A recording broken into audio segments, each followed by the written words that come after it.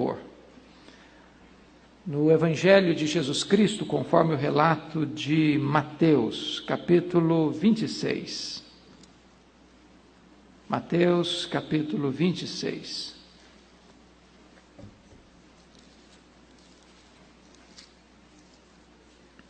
Nós faremos a leitura dos versos 14 ao 25 a princípio.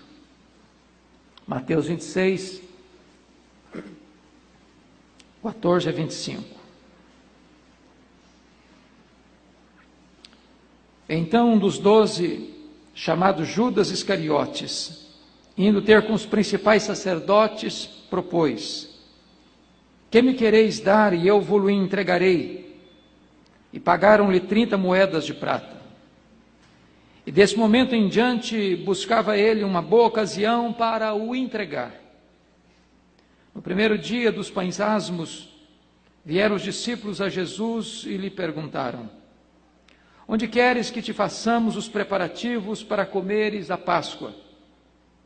E ele lhes respondeu: ide à cidade ter com certo homem e dizei-lhe: o mestre manda dizer, o meu tempo está próximo, em tua casa celebrarei a Páscoa com os meus discípulos. E eles fizeram como Jesus lhes ordenara e prepararam uma Páscoa. Chegada a tarde, pôs-se ele à mesa com os 12 discípulos. E enquanto comiam, declarou Jesus: em verdade vos digo que um dentre vós me trairá. E eles, muitíssimo contristados, começaram um por um a perguntar-lhe: porventura sou eu, Senhor? E ele respondeu: o que mete comigo a mão no prato, esse me trairá. O Filho do Homem vai como está escrito a seu respeito, mas ai daquele por intermédio de quem o Filho do Homem está sendo traído. Melhor lhe fora não haver nascido. Então Judas, que o traía, perguntou: acaso sou eu, mestre?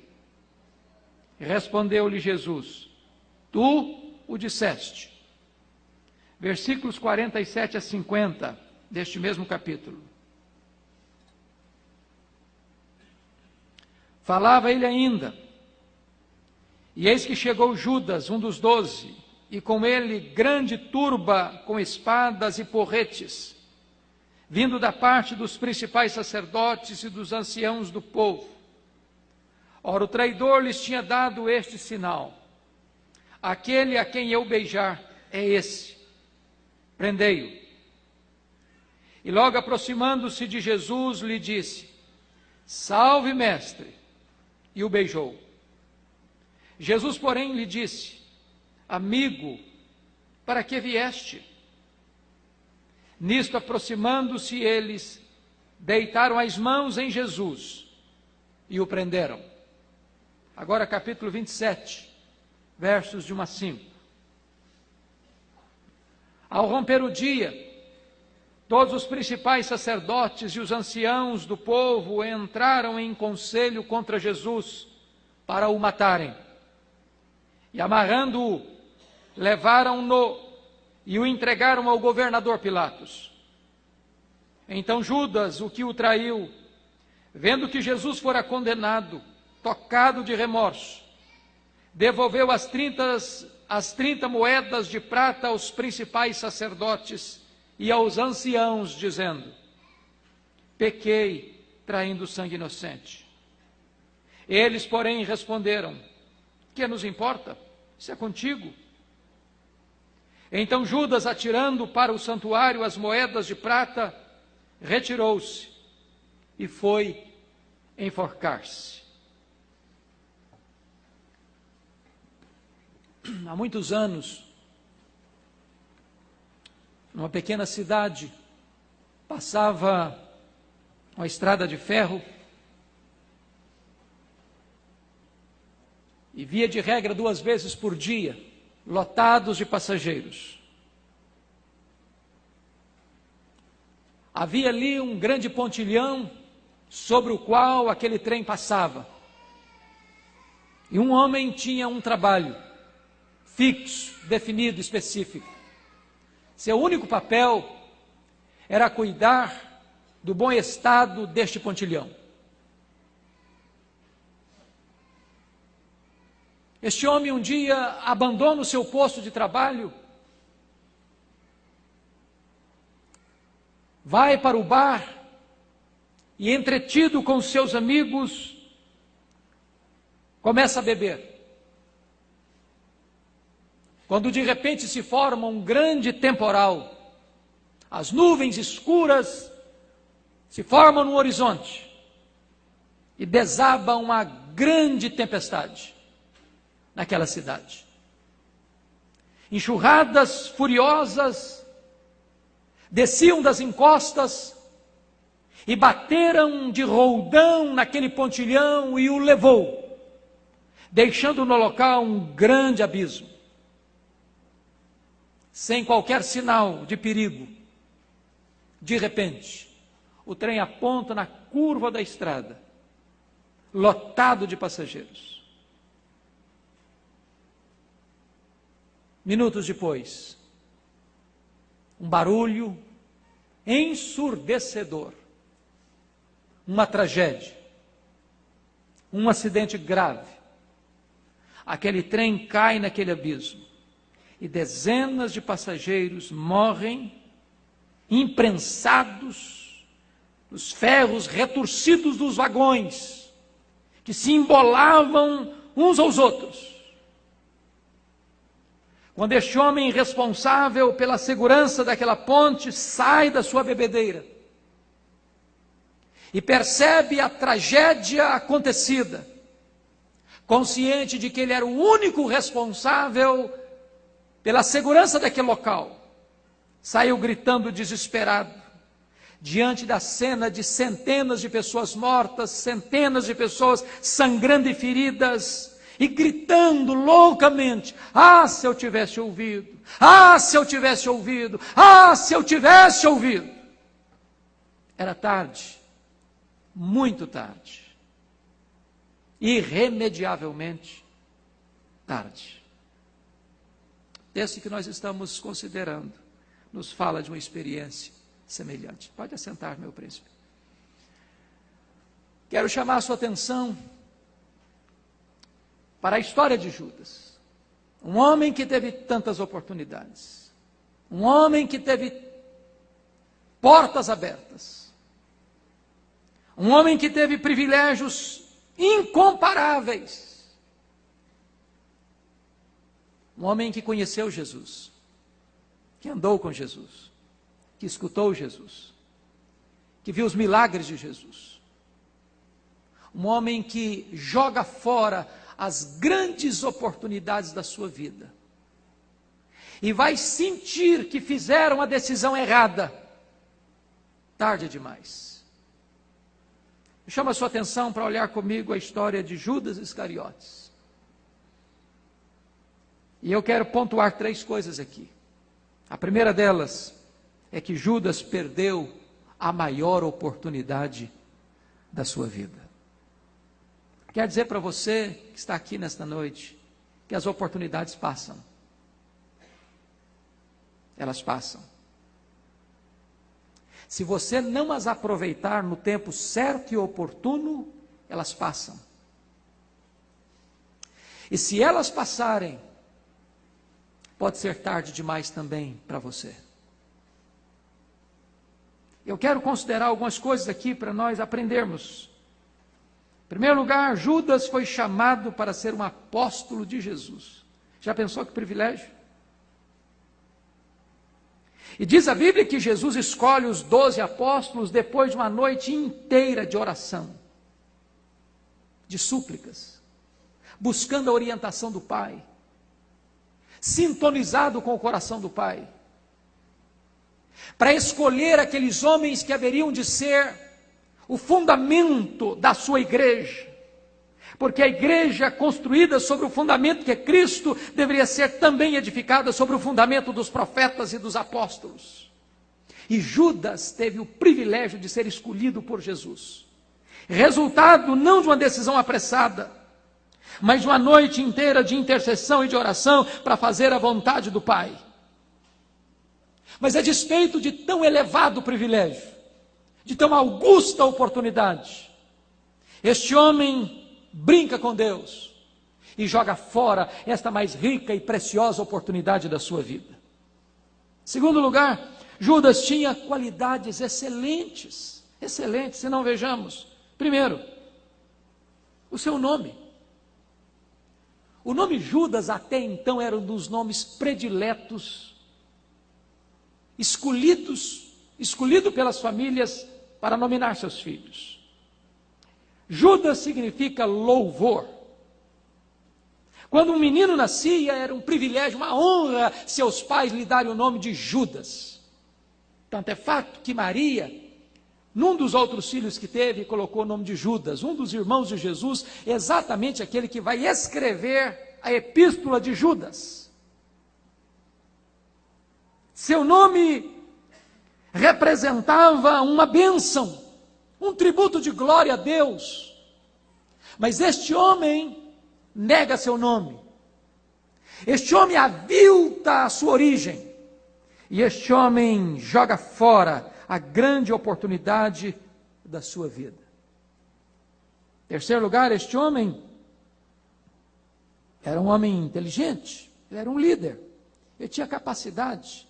Aliás, dentre os 12, o único que foi escolhido para um cargo de confiança foi Judas.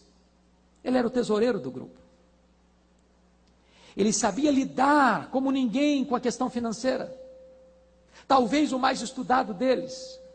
O único deles que não era galileu, porque havia, de certa forma, um grande preconceito com os galileus. Ele era um homem com personalidade prismática. Ele era um homem de iniciativa. Ele era um homem de liderança. Mas a despeito de ter sido o líder do grupo no que tange a administração financeira dos recursos que vinham para a manutenção de Jesus e de seus discípulos, este homem usou mal o privilégio. Começou a furtar da bolsa, começou a roubar da tesouraria, começou a subtrair aqueles valores e tornou-se um falso filantropo, tornou-se um ladrão. Foi por esta causa que diz a Escritura que quando Maria, lá em Betânia, na última semana de Jesus, pega um vaso, um perfume caríssimo que custava o salário de um ano inteiro e derrama este perfume sobre a cabeça de Jesus, sobre os pés de Jesus, e então toda a casa se enche com o perfume. Judas logo protesta. Isso é um desperdício. Esse dinheiro devia ser dado, vendido, esse perfume dado, e esse dinheiro revertido para sustento dos pobres. A sua causa parecia tão bonita, mas diz a Bíblia que ele não amava Jesus e nem se importava com os pobres. Ele era um ladrão que queria tomar esse recurso para si. Ainda mais, ele era respeitado pelos seus pares. Nunca nesses 3 anos, qualquer dos seus pares, dos seus condiscípulos, suspeitou de alguma coisa, de algum deslize, de algum ato falho de Judas. Até mesmo quando Jesus na ceia disse: um de vós me trairá. Diz a Bíblia que eles foram tomados de uma grande tristeza, e cada um deles começa a perguntar: porventura sou eu, Senhor? Porventura sou eu, Senhor? Porventura sou eu, Senhor? Porventura sou eu, Senhor? E Jesus Cristo, conforme o relato de João, disse: aquele que eu der o bocado molhado, o bocado do pão molhado em vinho, é esse que vai me trair. E diz a Bíblia que Jesus Cristo deu o bocado para Judas. E Judas, hipocritamente, ainda olha para Jesus e pergunta: porventura sou eu, Senhor? E Jesus Cristo disse: tu o disseste. E Jesus então olhou para Judas e disse: Judas, o que você tem de fazer, faz-o depressa. E diz a Escritura que Satanás entrou em Judas, ali na reunião da ceia, E ele saiu pelas sombras daquela noite escura. E os discípulos que ficaram pensaram que ele estivesse indo comprar alguma coisa necessária para a ceia e não suspeitaram nada a respeito de seu pecado, de sua traição. Ele desfrutava de plena confiança de seus pares. Ainda, Judas viveu com Jesus. Ele conviveu com Jesus. Ele tinha intimidade com Jesus. Ele escutou Jesus tantas vezes, aquele que disse: eu sou o caminho, eu sou a verdade, eu sou a vida. Ele conviveu com aquele Jesus que dizia: eu sou a porta e ninguém poderá ser salvo a não ser que entre por esta porta, porque quem entrar por mim será salvo, entrará e sairá e achará pastagem. Ele ouviu Jesus tantas vezes, os melhores e mais ricos sermões. Ele viu Jesus fazendo os maiores milagres, curando os cegos, levantando os paralíticos, purificando os leprosos, ressuscitando os mortos. Ele viu Jesus dizendo: eu sou o bom pastor dá a vida pelas suas ovelhas. Ele conviveu com aquele que é o Salvador do mundo. Ele andou 3 anos com Jesus. Ele ouviu e viu coisas que talvez a maioria dos homens da história da humanidade não viram e não ouviram. Ele presenciou milagres como a maioria das pessoas na terra presenciou.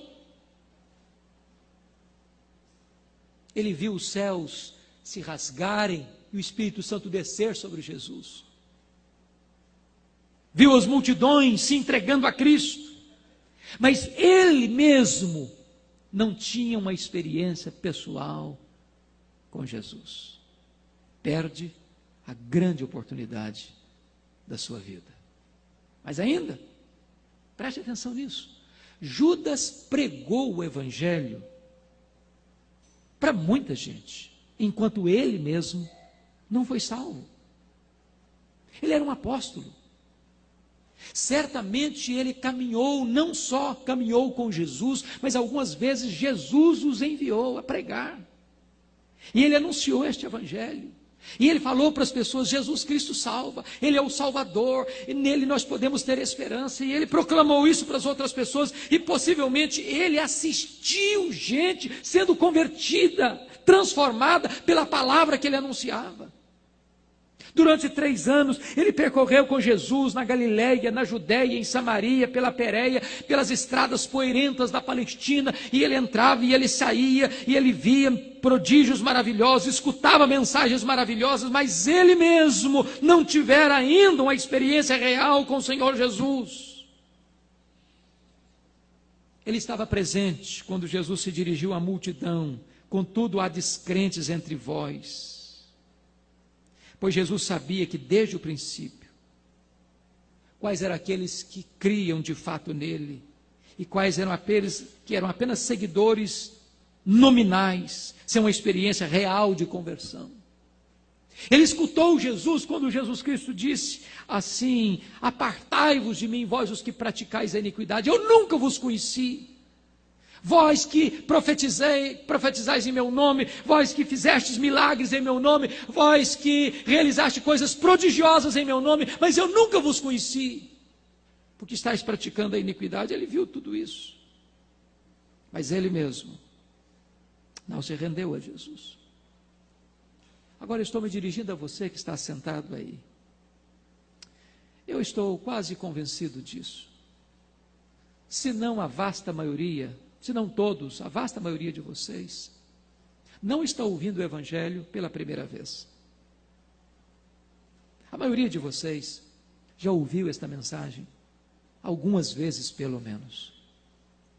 A mensagem de que só Jesus Cristo salva, a mensagem de que não há esperança para o homem a não ser em Cristo, a mensagem de que há perdão em Cristo, que é uma novidade de vida para você. Mas a grande pergunta é: o que é que você tem feito com esta mensagem até hoje? Talvez você seja uma pessoa parecida com Judas nesse particular. Você tem escutado tantas vezes. Você não é uma pessoa desinformada. Você é uma pessoa que tem parentes que conhecem a Deus, talvez a sua mulher, talvez o seu marido, talvez os seus pais, talvez os seus filhos, talvez os seus vizinhos, talvez os seus amigos. Mas você mesmo que tem ouvido e escutado isso tantas vezes, o que é que você tem feito com este conhecimento? Judas perdeu a maior das oportunidades. Mas vamos ver em segundo lugar. Judas cometeu não apenas perdeu a maior das oportunidades. Em segundo lugar, Judas cometeu o maior erro da sua vida. Ele traiu a Jesus. E eu queria que você pensasse comigo agora nesse particular. Primeiro, Judas traiu seu nome. Você já pensou o que significa louvor? E agora o louvor traiu o Filho de Deus. A partir desse ato de Judas, nenhum pai, nenhuma mãe tem prazer em pôr o nome de Judas nos seus filhos. Ninguém mais põe o nome de Judas. Põe Pedro, põe Tiago, põe João, mas Judas não. Judas jamais. Este homem transformou aquilo que era bonito em feio, aquilo que era glorioso em vergonhoso, aquilo que exaltava a Deus num opróbrio. Segundo, ele traiu o seu talento. Ele não apenas foi chamado para ser um coluna da igreja, ele foi chamado também para administrar os recursos que deveriam ser usados no sustento de Jesus e dos seus condiscípulos. Era um materialista. Dinheiro, o coração dele não estava em Jesus, estava no dinheiro. Talvez não fosse muito dinheiro, mas a avareza não se trata de quantidade. Há pessoas que morrem afogadas 1 metro de profundidade, e há outras que precisam de 3.000 metros de profundidade. Mas não importa se você morreu a 3.000 metros de profundidade ou na flor da água, morre assim mesmo.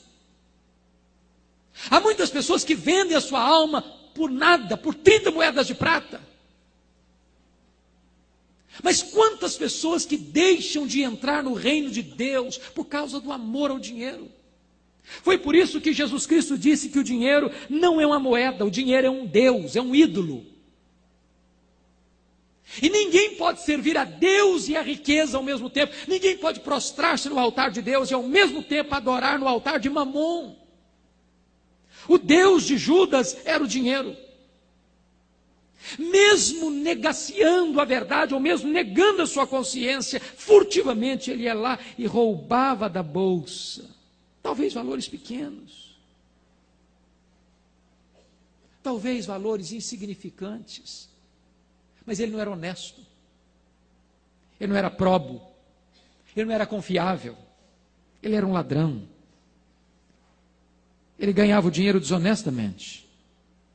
E aquilo foi endurecendo o seu coração, anestesiando a sua alma, criando uma crosta ao redor da sua alma. E esse homem vai perder a maior oportunidade da sua vida, porque ele trai o seu próprio talento, em vez de usar essa capacidade para administrar e para alargar as fronteiras dos recursos, ele usa a sua capacidade para roubar e furtar na bolsa, onde estavam as ofertas para o sustento da obra. Terceiro lugar, Judas trai o seu Senhor. Jesus o amou, Jesus o chamou. Judas, mais do que ninguém, conhecia Jesus, sabia que Jesus era o Salvador, o Senhor, o Redentor. Mas na verdade Judas tinha uma religião apenas de aparência. E agora diz a Escritura que Jesus está indo para Jerusalém. E todos sabem que aquela é a última semana de Jesus. Ele havia dito isso para eles várias vezes. E talvez num dado momento daquela entrada triunfal de Jesus em Jerusalém, Judas se desgruda do grupo, corre à casa do sumo sacerdote, talvez lá mesmo no templo, sabendo que os saduceus, a liderança religiosa de Jerusalém, tramava e urdia a prisão de Jesus. E ele pensou, eu posso, já que Jesus vai ser preso, ou parece que este é o caminho inevitável, eu ainda posso capitalizar com isso, eu ainda posso ter algum lucro com isso, e chega e propõe ao sacerdote, ao sumo sacerdote, o que vocês me dão em troca? Eu vou entregar Jesus para vocês.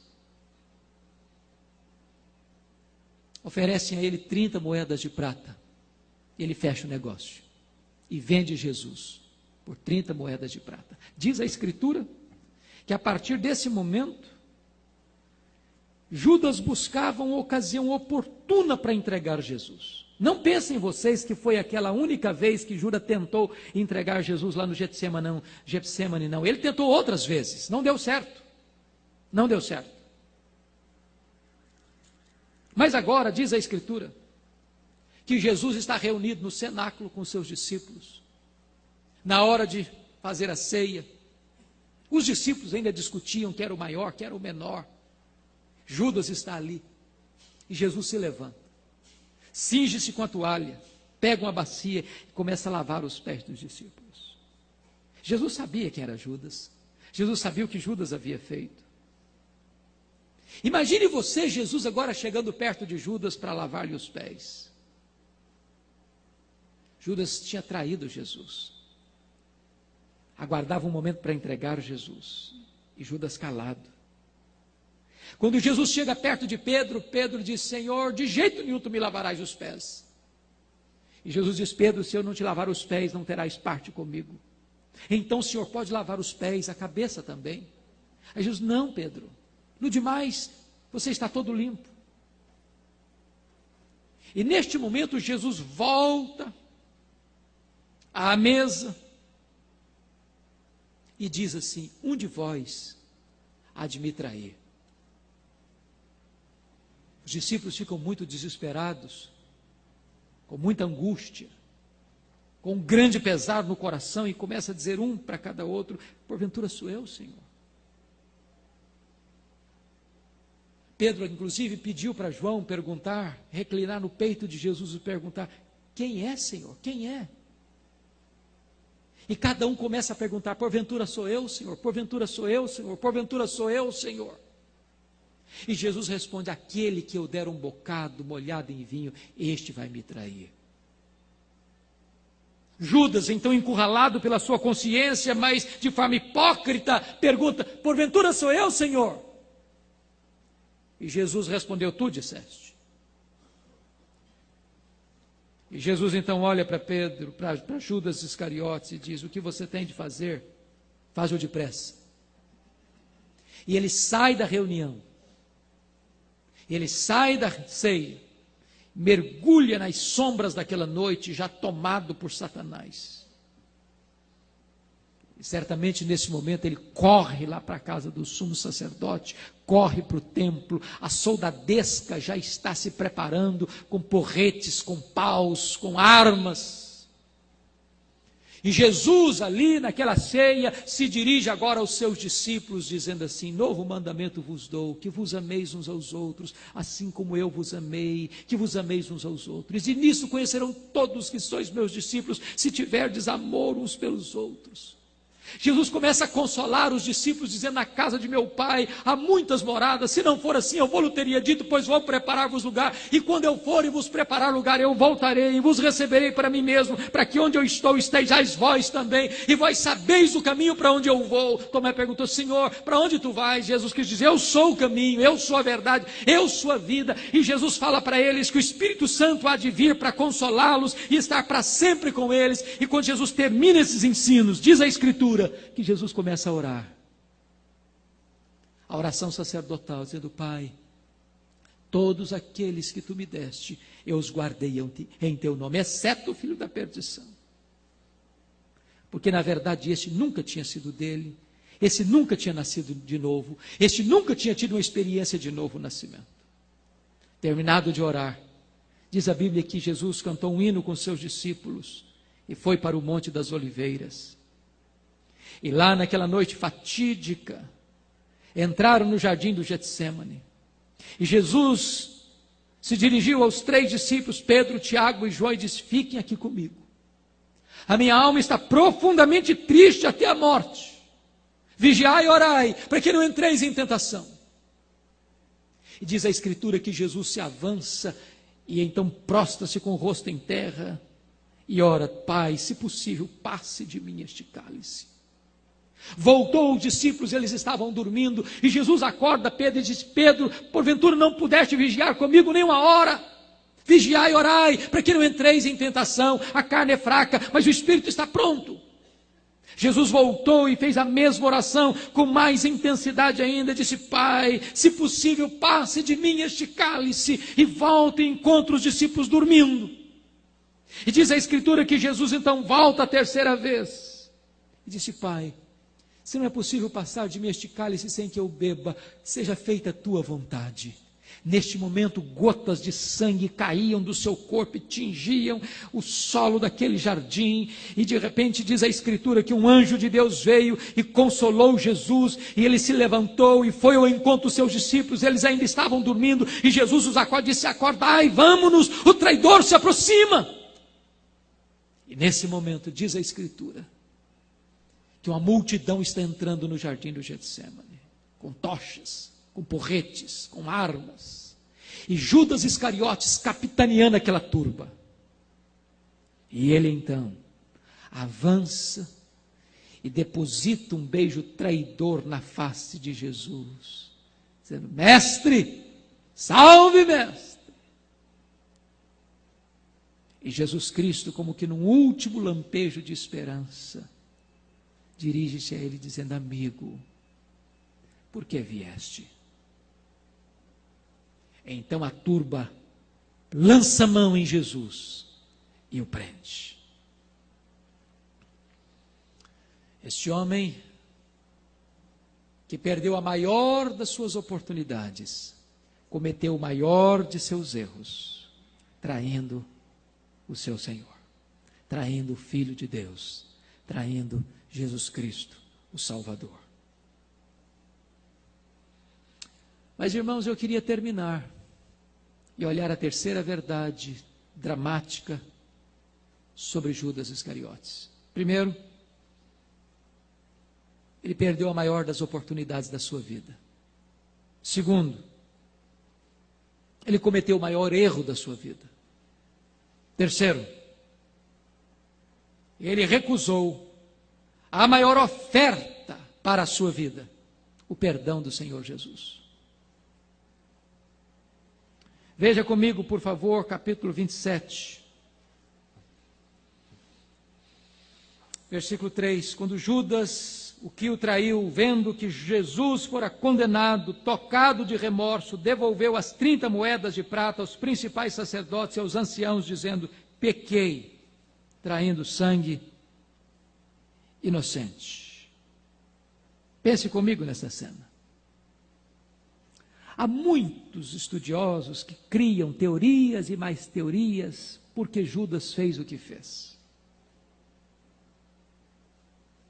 Alguns dizem: não, Judas, ele era um revolucionário e ele sabia que Jesus tinha todo o poder. E ele apenas ganhou dinheiro com esse negócio, mas ele sabia que Jesus ia quebrar o poder de Roma, ia sair das algemas dos seus inimigos, e Jesus então sairia de leso daquela situação. Outros dizem: não, Judas estava apenas ajudando Jesus, para que Jesus, ao cair nas mãos dos seus inimigos, os derrubasse, os derrotasse no seu próprio território.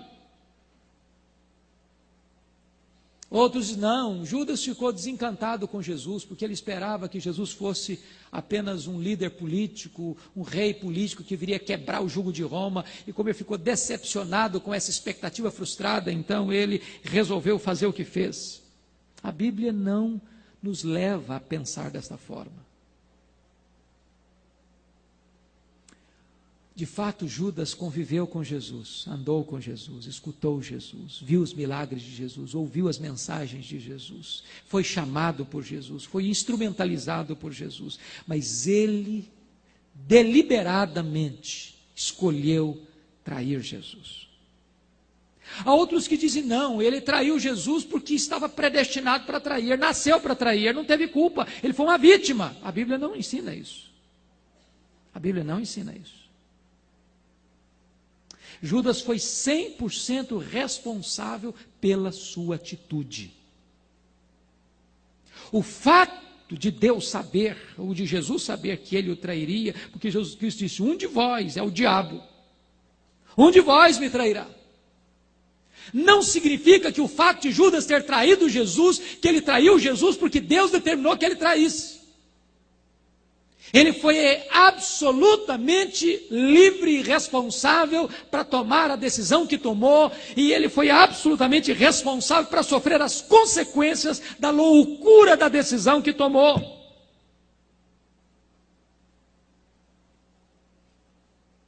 Tanto é fato que agora diz a Escritura que quando ele vê Jesus preso, condenado à morte, ele é tomado de um remorso. E ele começa a perceber que aquele dinheiro que ele tanto cobiçava com avareza, agora está nas suas mãos, mas aquilo não faz sentido para ele mais, aquilo não preenche o vazio do coração dele mais, aquilo não alegra mais a alma dele. Ele podia comprar um terreno, como de fato aquele dinheiro foi usado para comprar um terreno, mas um terreno, um apartamento, uma casa, um sítio, um carro, não faz sentido para você se a sua alma está em desespero.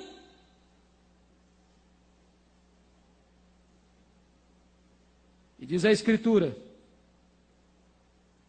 que ele passa aquela noite em claro. Sua alma está afogada num mar revolto, a culpa o esmagava, os horrores do inferno bafejavam a sua alma. Quando amanhece o dia, não aguenta esperar. Ele vai lá no templo, se dirige ao sumo sacerdote e diz, olha, eu traí sangue inocente. Eu não quero mais esse dinheiro. E em vez desses homens aliviarem a sua dor, disseram, esse problema é seu, isso é contigo. Deixa eu dizer uma coisa para você. Remorso não é arrependimento. Arrependimento é uma ação de Deus. Remorso é o chicote da consciência aplicado pelo próprio diabo. Arrependimento se manifesta de 3 maneiras. Arrependimento significa mudança de mente, mudança de emoção e mudança de vontade. Em outras palavras, arrependimento implica em razão, em emoção e em volição. Arrependimento precisa fechar esse ciclo, desses 3 elementos, esse tripé. Desse tripé, Judas teve 2 elementos do arrependimento. Primeiro, o elemento racional ele teve, ele reconheceu que errou. Mas isso ainda não é a totalidade do arrependimento. Talvez você que está aqui hoje já cometeu erros, falhas, deslizes, pecados. Você tem consciência deles. Até perde o sono por causa deles. Até se desespera por causa deles. E até diz isso publicamente. Mas esse é apenas o primeiro elemento do arrependimento. Vem o segundo, que é a emoção. Segundo Coríntios 7, versículo 10, diz que o arrependimento segundo Deus, a tristeza segundo Deus, produz arrependimento para a vida. Mas a tristeza segundo o pecado produz morte. Judas ficou triste. Ele não teve alegria naquele dinheiro, ele devolveu o dinheiro, ele disse que traiu sangue inocente, ele estava arrasado emocionalmente, atormentado e atordoado psicologicamente, ele estava esmagado espiritualmente, a tristeza inundara a sua vida. Mas faltou a Judas o terceiro elemento do arrependimento, que é volição, que é vontade, que é dar meia volta e voltar-se para Deus e dar as costas para o pecado. Por essa razão, diz a Escritura, que este homem, em vez de voltar-se para Cristo, ele foi suicidar. Segundo aspecto, Judas confessa o seu erro, com a consciência pesada, mas não confessa o seu erro para quem deveria confessar. Ele vai ao sumo sacerdote. Ele poderia ter ido mesmo. E ele fez correto em ir. Eu traí sangue inocente. E ele fez certo em devolver o dinheiro. Mas ele não agiu certo quando, em vez de procurar a Cristo e confessar o seu pecado e pedir perdão, ele correu de Cristo, em vez de correr para Cristo. Terceiro, Judas procurou suicídio ao invés de procurar arrependimento genuíno e perdão de Jesus. Irmãos amados, o suicídio hoje é uma arma muito perigosa, como sempre foi. Mas vocês sabem que, estatisticamente, esses dados são escondidos da população e da sociedade, infelizmente. Para cada 10 suicídios que acontecem, apenas um é relatado. A estatística prova que, em termos mundiais, há mais suicídios do que assassinatos.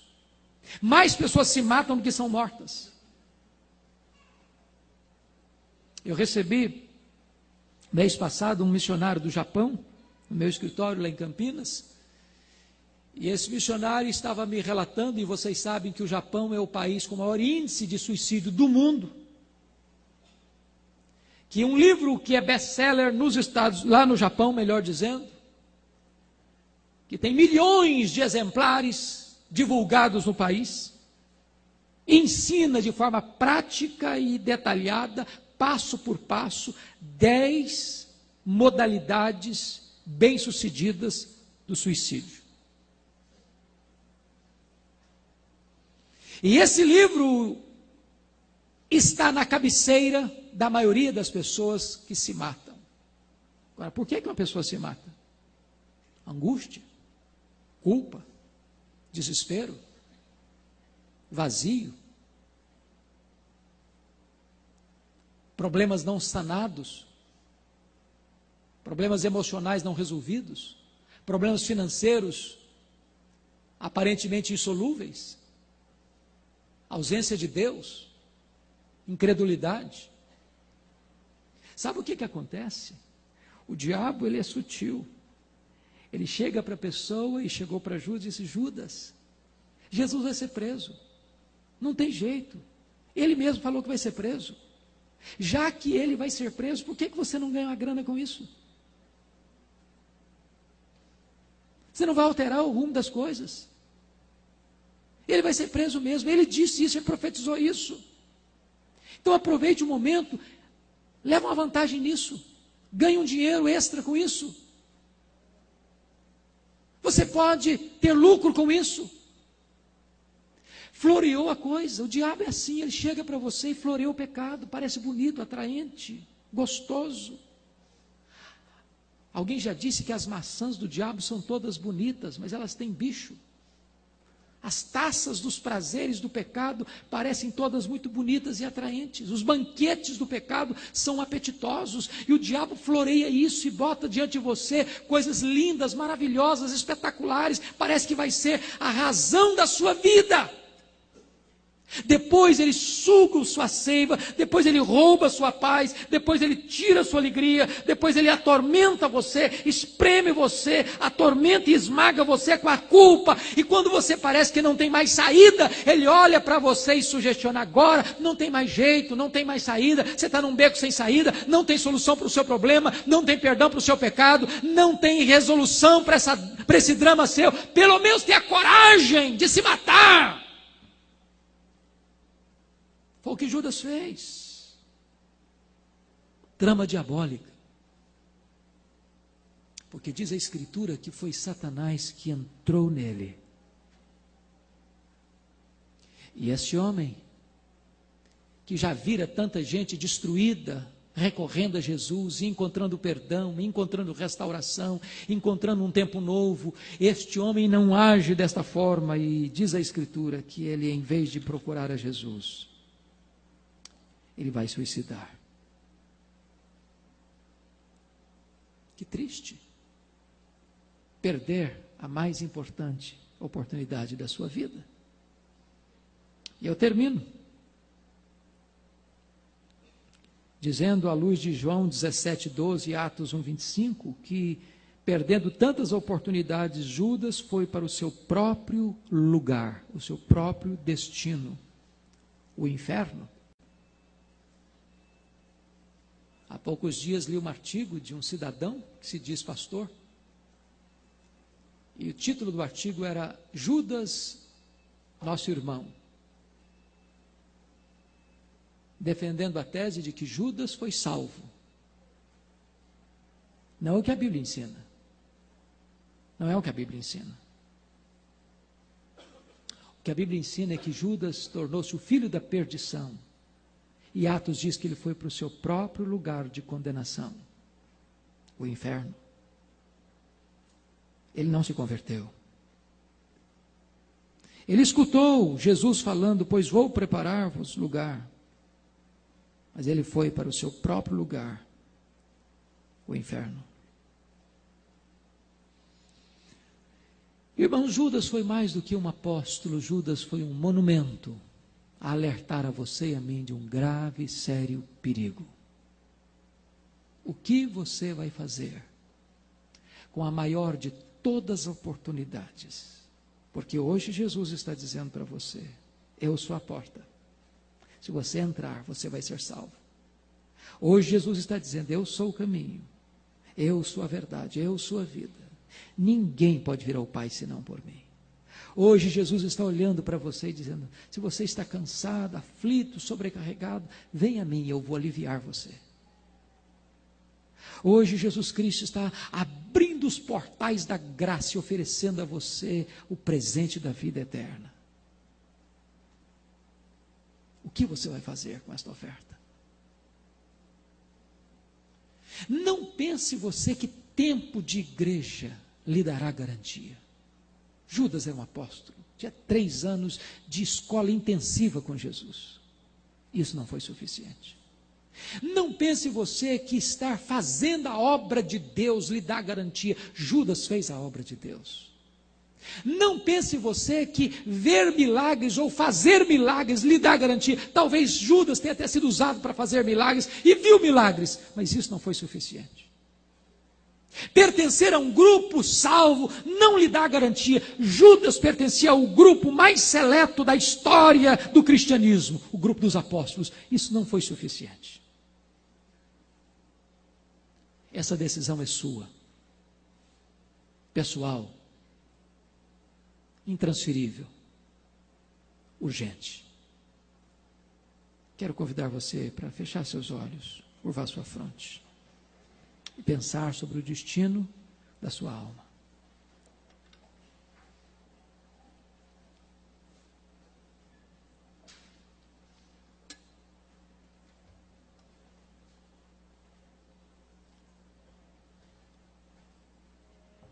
Enquanto você vai ouvir uma música, eu queria que você orasse acerca do destino da sua alma. Jesus Cristo disse, o que adianta o homem ganhar o mundo inteiro e perder a sua alma? O que adianta ter privilégios aqui, se você perde o maior deles, o privilégio da vida eterna? O que adianta você ver tanta gente salva à sua volta e você mesmo perecer? Hoje é o dia da oportunidade de Deus na sua vida. Se você está ouvindo a voz de Deus, não endureça o seu coração.